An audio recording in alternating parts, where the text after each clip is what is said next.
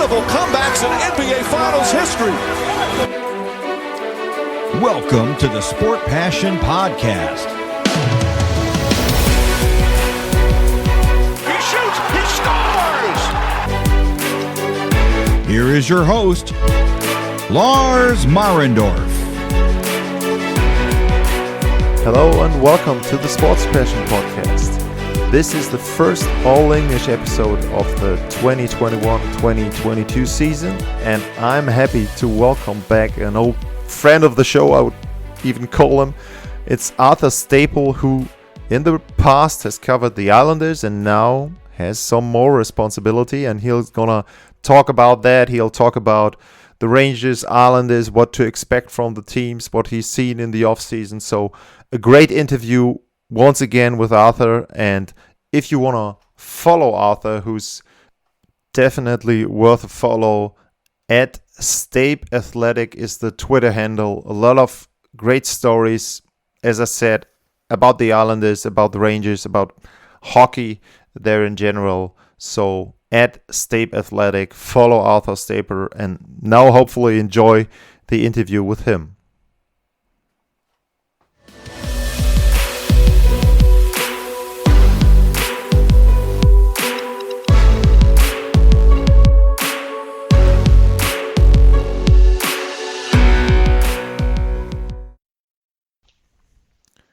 So I'm very happy to welcome back a guest who's been, I think it's the third time on my show now.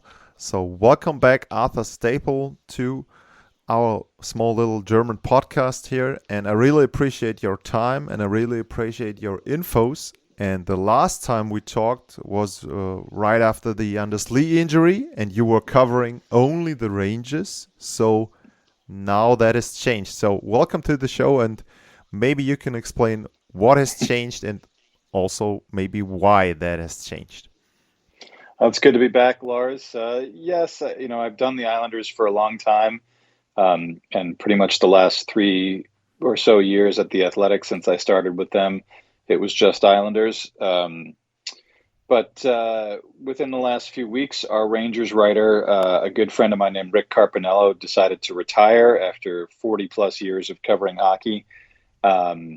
And since it was during the season, my editors decided that they might want to see if I was interested in switching over to cover the Rangers. It's a team with a bit of a bigger fan base than the Islanders, certainly not as passionate maybe as the Islanders fan base is, as I think a lot of people see on social media that the Islanders fans are always very intense and focused on their team.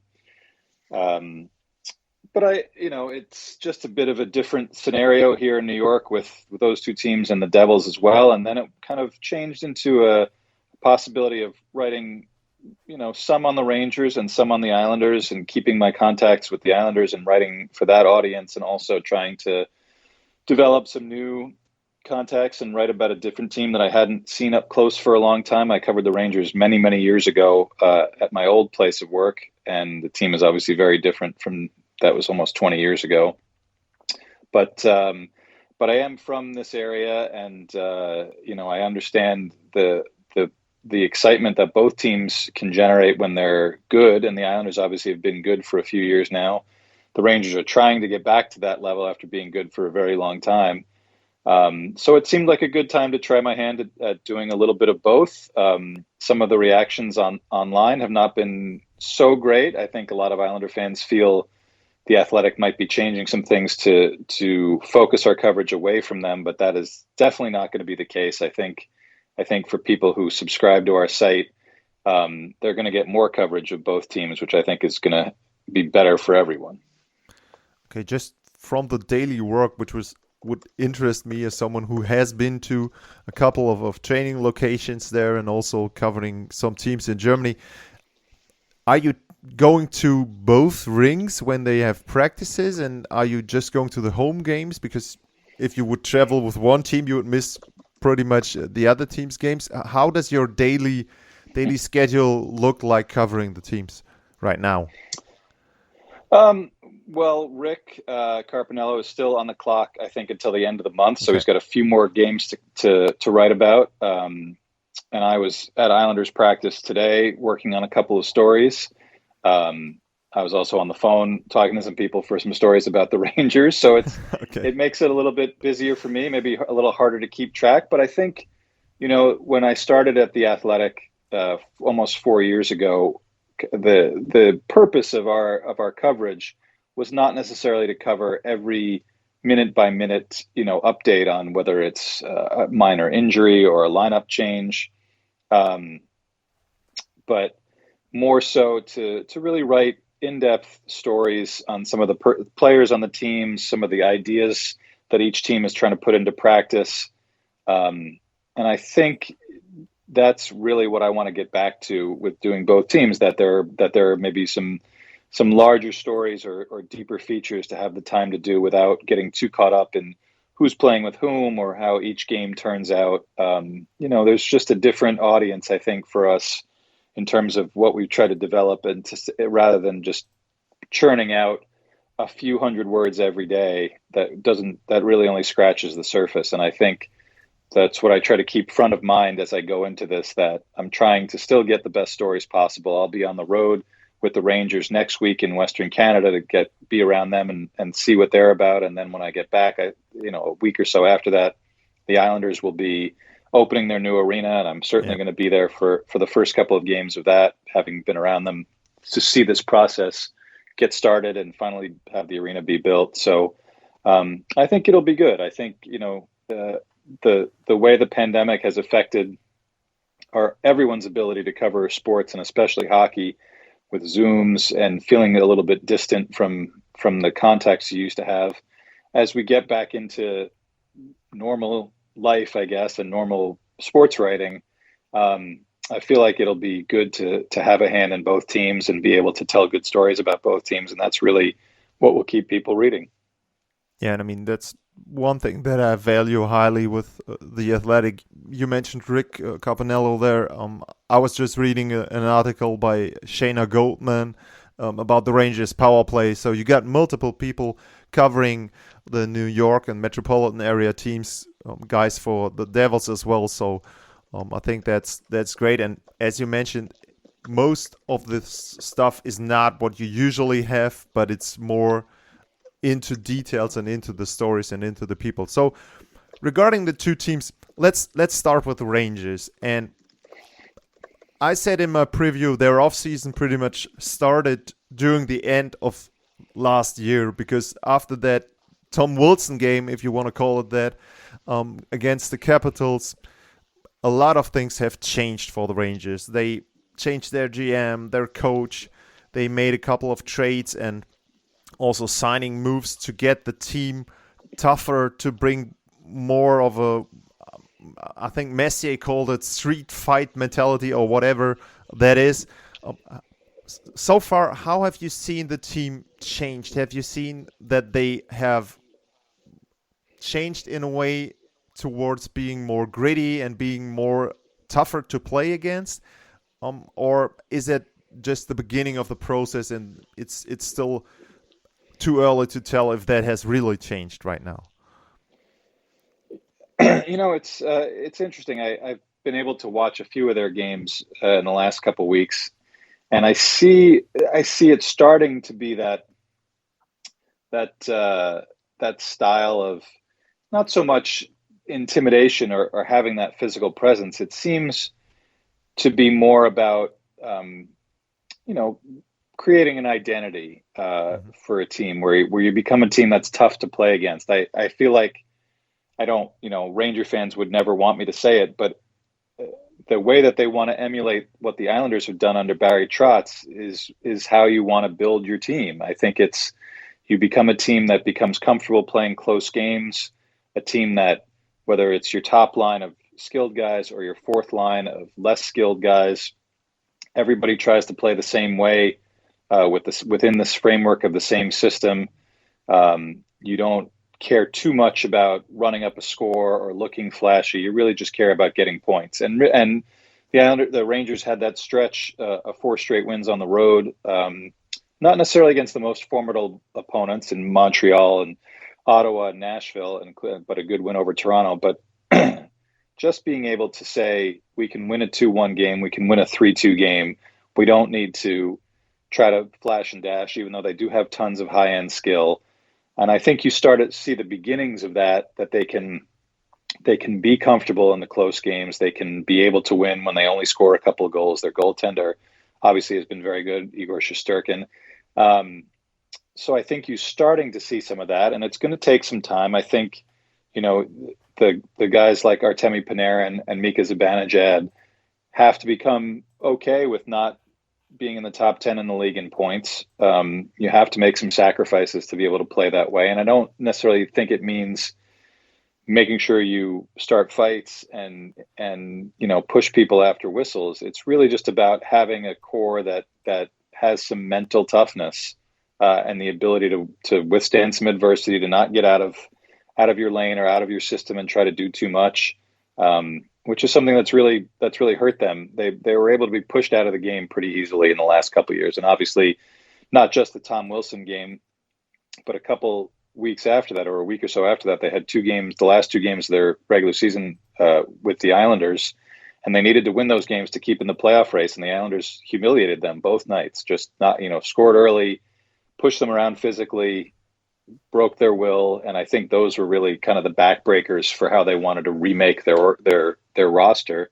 So I think you're starting to see some of that Chris Drury wanted to bring in, not just Ryan Reeves is going to fight people, or Barclay Goodrow is going to cross check someone. I think it's more about the mentality, and I think they've shown flashes of it. They took a bit of a step back the other night against Calgary, but I think also Gerard Gallant is the kind of coach who has enough cachet and enough history as a coach who is understanding of his players and wants to see them succeed and be motivated, but also can be a little bit tough. And I think he got a little tough with them and was very candid in his comments. And I think that's something that's a bit new too, that they also have to understand that you can't just let it go on, or you can't mope or drift a bit mentally because you had a couple bad games, that it has to be right back to work and right back to that same mentality. So I think it will take some time, but I think they're on the right track.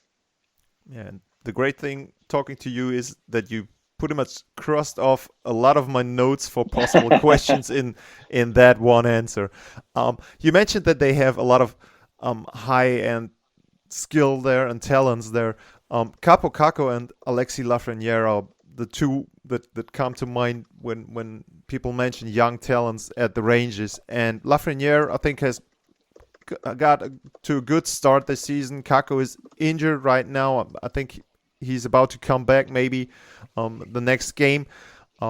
How patient are the Rangers, especially with the development of Kakko? Because this is his second year, so at some point this summer, next summer, they have to evaluate how much he is worth to them, and maybe how much they want to pay him in his next contract. So how do you see them regarding or watching the development of Kakko, especially this year and so far?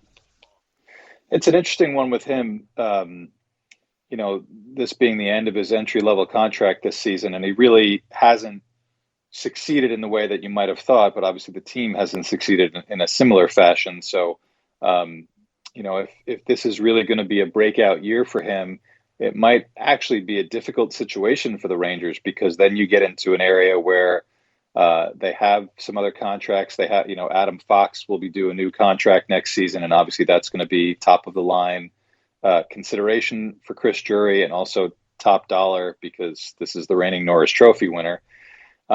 And they don't, they have some decent cap space right now, but I think as you move forward, it starts to narrow quite a bit, because they do have quite a few guys signed through this season, especially after Mika Zibanejad's deal that they came to right before the season began. So I think Kakko is an interesting one. They have him playing with Panarin and Strome. It's a very good second line. If he succeeds in that spot, if he can put together a very good year, it's obviously beneficial to the Rangers, but also there's the danger of an offer sheet, of a situation like Montreal faced with Kotkaniemi, where you get a big 1-year offer that's hard to match, that would force you to make some other changes. So there's always those kinds of considerations with young players. You want them to succeed and grow and take the big step that you expected when you pick a guy like that second overall. But also there's a bit of danger lurking for them because everyone is so tight to the cap, and it's only going to go up by $1 million for next season. So I'm certainly not saying that the Rangers would prefer that he have another mediocre season by any means. They want him to be good because he's an important top 6 player for them among their forward group. But I would be curious to see if he is able to have a much bigger jump this season from the last two, how they handle that in terms of negotiations in the offseason and how other teams view him in terms of an offer sheet, which, as we've seen, is incredibly rare around the league. Yeah. Yeah, sadly, I would say, because I think there was a lot of entertainment in the summer with what the Hurricanes did there. So I would love to see more of those in the NHL.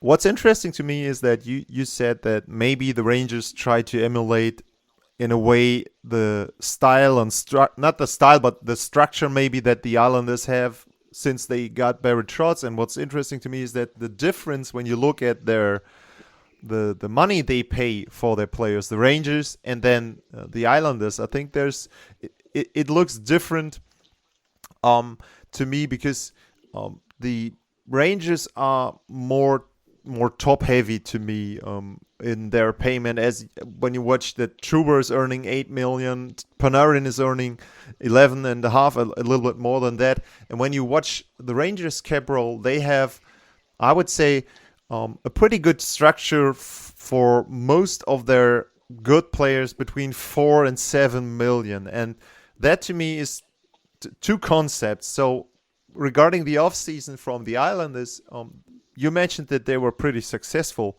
They went to the conference final twice, and they knew that they're going to get their captain back, Anders Lee, who was out for the rest of the regular season and the playoffs. So they knew they're going to get a top player back. So the approach they had to their offseason, what was their approach there in tuning up and maybe finding what was missing for the next step to finally get to the Stanley Cup Finals again? What did you see in the way they handled their offseason, the Islanders, in regards to what was missing for them? It certainly can't be said that Lou Lamoriello is hesitant to be all in, as we like to say over here. Yeah. When it comes to trying to win, these last 2 seasons, I think he's maybe given out some, like you said, managed the salary range incredibly well. And I think this offseason, the deals that Adam Pelech and now Ryan Pulock, whose deal won't start until 2022, they're 2 top defensemen, to get them both on a combined amount that's below 12 million total for the top defensive pair on one of the top defensive teams in the league, who are both 26, 27 years old, is a real masterstroke. And I think that's the thing that a lot of people will remember. They obviously lost a couple of key guys in Nick Leddy, who they traded to Detroit, and Jordan Eberle, who went to Seattle in the expansion draft. They signed Kyle Palmieri essentially to take Eberle's spot. Maybe the one area where they could have done a bit better was filling Leddy's role. They did bring in Zdeno Chara, who is a fascinating story, and I think for Islander fans of a certain age, really fills them with joy to see a guy who was here when the team was at one of their lowest points when they drafted him in the late 1990s, and he came and played his first 3 NHL seasons on some of the worst hockey teams even the Islanders have ever seen in the late 1990s, and then was traded to Ottawa in the Alexei Yashin deal and blossomed into the player who will go straight to the Hall of Fame the minute he decides to retire, whenever that may be. So to see him come back is a bit of good nostalgia, but also he's 44 years old, and is he the sort of player who can play the style the Islanders and Barry Trotz demand, a very consistent, high effort, high impact style to keep pucks out of your own net and to keep pucks moving away from your defensive zone. So far, it's been a bit rocky for Chara. You have to think he'll be able to catch on, because he's still a pretty well-conditioned guy, even at his age. But I have to think that when Lou Lamoriello traded Nick Leddy back in July to Detroit that he had something a little bit more, a little bit bigger in mind as a replacement. Someone who's maybe a bit younger than Chara, a bit more offense-minded, as Letty was. Someone who maybe fit their style of play a bit better. So having lost that and having Chara in there, and then you also have Andy Green back, who'll be 39 in a couple of days. Those are some senior citizens when it comes to the NHL. Both guys that have played a long time and played at a high level, but it's a long season, and the Islanders don't have a ton of depth on defense. They don't have a lot of guys ready to step in when needed. So perhaps that's the one area that may come back to bite them. But overall, coming off the two performances they've had in the last two playoffs, getting so close to the finals, I think they feel like this is a big season for them. They're not a young team, but they are a very cohesive team. And I think the way that the players who were free agents this summer, or even restricted free agents, whether it was Pelech or Pulock a year ahead of time, Casey Zizekas, who's an important player for what they do, taking a very below market value, $2.5 million a year deal. These are guys that want to win, and they're very close with one another. And I think to look back and see the way that Lou Lamoriello played his hand when he came in almost 4 years ago, keeping a lot of the core of the team together that hadn't been very successful for a couple of years and building them back up, also with help from Barry Trotz. This is them paying him back. This is them saying, you trusted us. We succeeded in a bit for you. We want to go further, and we're willing to make it work for you. So this is a team that feels like they're very far along and very close to reaching the highest level, and they want to be able to get there as soon as they can. I know it's early and teams have played a different number of games right now, but the Islanders sit 7th in their division, and I know that's just maybe mostly due to the fact that they've just played 6 games. Other teams have played more games, but also due to the fact that they have not played a home game, and if I'm correct, they won't play a home game until November 20th, I think. It's the first game against Calgary in the new arena. How much fear is there in the organization that long road trip to start the season might have an effect on their stand or their position in the standings at the end of the season? Because one thing that they didn't have in the last couple of years was that they had home ice advantage because they went into the playoffs as one of the lower seeds. That could maybe something that could help them to make the next step there. Is there any fear that this long road trip might have an effect on the season? I think there's a bit. It's just such a unique situation to be on such a long trip. There have been other teams in the last 20 years or so that needed to be on the road to start the season to open their new buildings or finish renovations. The kind of the longest one that I could find was the Rangers back in 2013, when Madison Square Garden was going through the final stages of its giant renovation, and they started the season with 9 games on the road and actually came back 3-6, and it included some awful games for them. And I did a story with some of those guys about how they felt. They lost in San Jose. I think it was 9-3. In Anaheim, 5-0 the next night. So there was some real doubt in that room about what kind of team they could be. They also had a new coach that year, and then they managed to pull themselves together. And pull themselves together is a bit of an understatement because they went all the way to the Stanley Cup Finals that year. So sometimes it can be a damaging thing, I think, for a certain kind of team, maybe a more fragile team.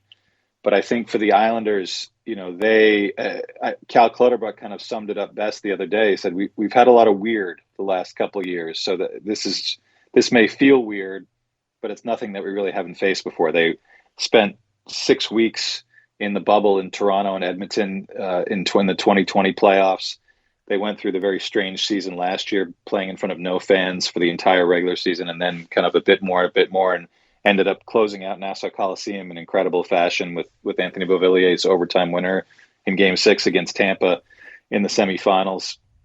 So I think they've had their share of odd situations, so that may help them here. And also, they have one of the real great coaches, not just X's and O's, but someone who understands these kinds of situations in Barry Trotz. And I think he just the leadership that he projects.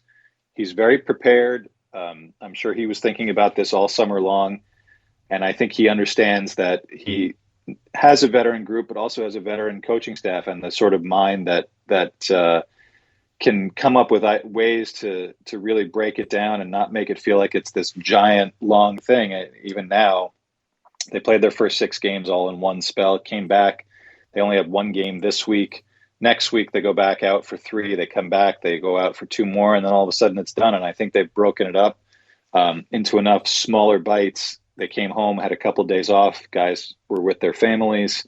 I don't think it feels as overwhelming as it might seem on the outside. And then if you get through it, even at just 500, if you're 6-1 when it's over with, you're still ahead of the game because you have so many more home games to go in a new building that only the Islanders players have been able to see and be in. And it's going to be a brand new place for a lot of visitors, which can be a little bit unsettling as well. The Islanders went through that when they moved to Brooklyn, a place that was a very odd scenario for hockey.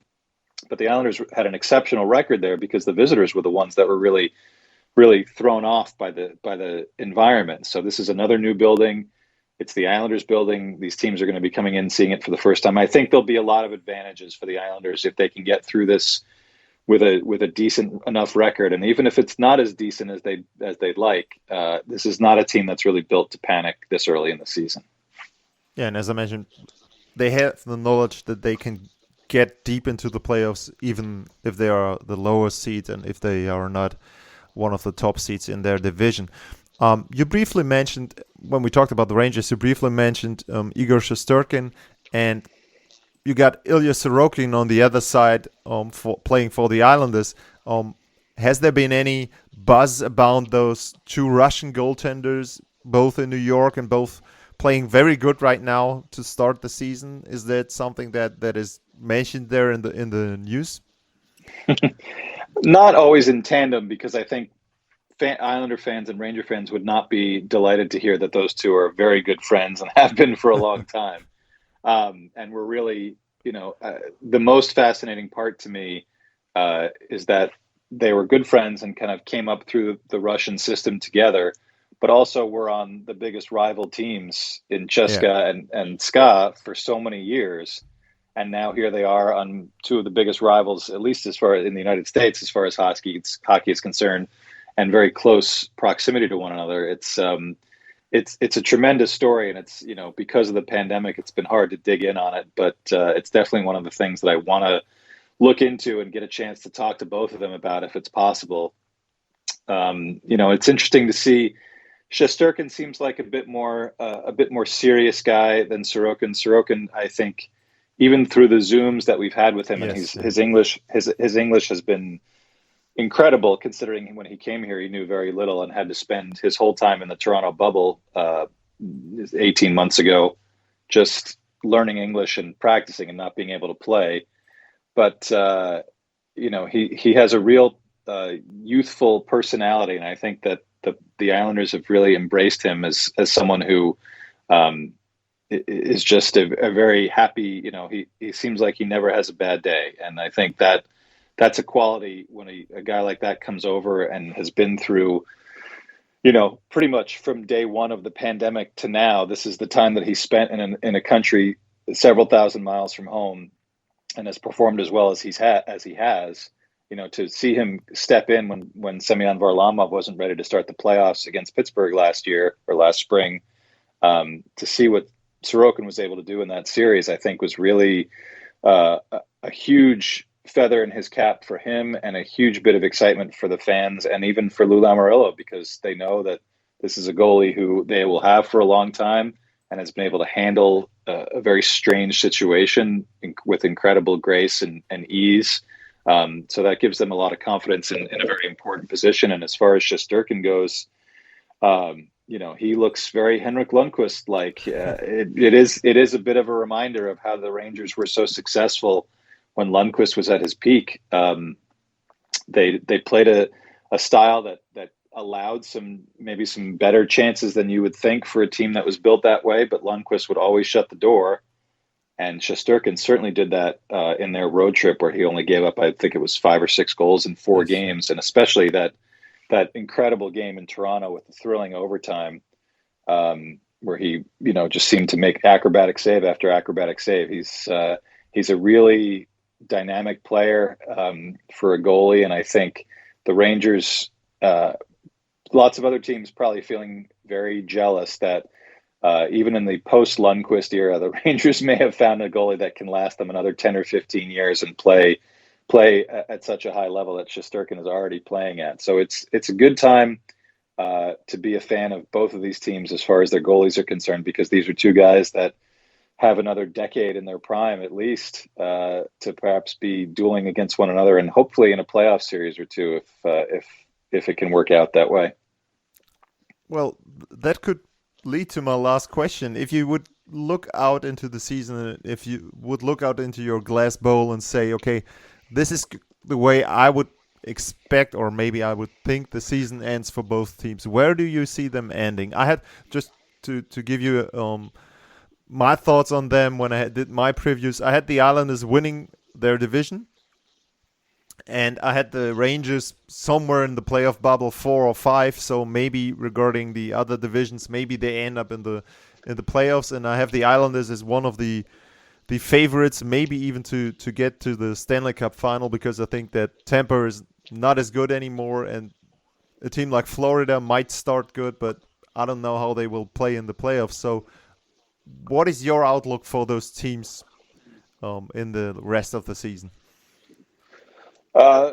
I had very much the same thought at the beginning of the year. Now that I've been able to see a couple weeks, I might change it a tad. But I could certainly see the Islanders competing for the division. I'm not sure that they're built for regular season success the way that a team like Carolina is, and so I think maybe I give the edge now to the Hurricanes, seeing the way that they've started. They've gotten better goaltending than I would have expected. Yeah. And their skill level is really maybe unparalleled in the division. So I initially had the Islanders 1, I think Flyers 2, Carolina 3, Rangers 4. I'd probably jumble it now and say Carolina 1, Islanders 2. I'm not so sure the Rangers can get to 3, but they could be in that 4, 5, and 6 mix. I'm feeling confident that the Flyers will be in the playoffs. I think Alain Vigneault is the kind of coach who doesn't miss the playoffs more than 1 year in a row. So they seem to have gotten things back on track. Washington's off to a good start. Pittsburgh's off to a good start, although they seem to be fading a bit and in need of their star players to come back.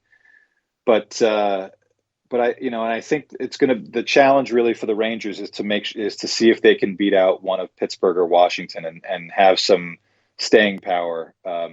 As I said, they looked very good. They looked like a team that could start to have that mental toughness to be able to withstand a long season and withstand some ups and downs. They've had, Kakko out with an injury, Strome missing time with COVID. So they've been through some situations already that can test them. And if they can come through those feeling good and still being in the mix in the division, then maybe they will have developed some of that toughness along the way.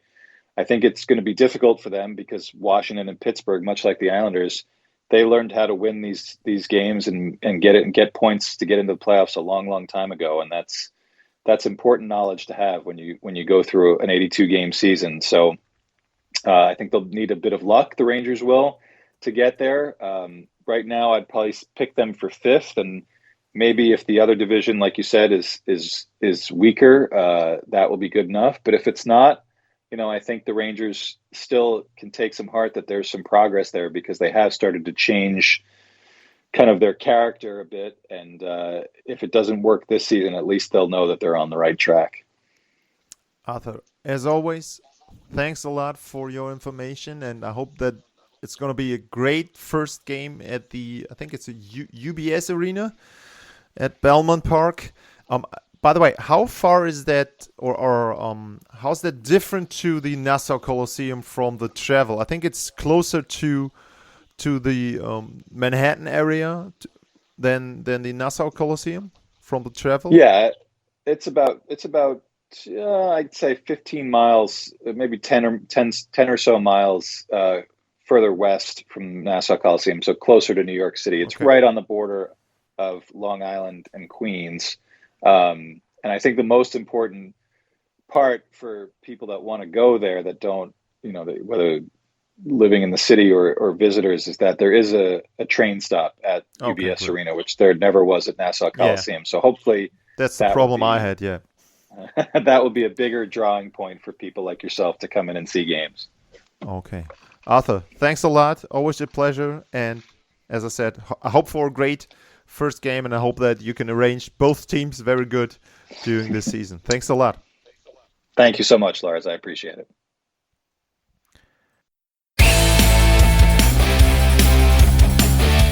Talk to you soon.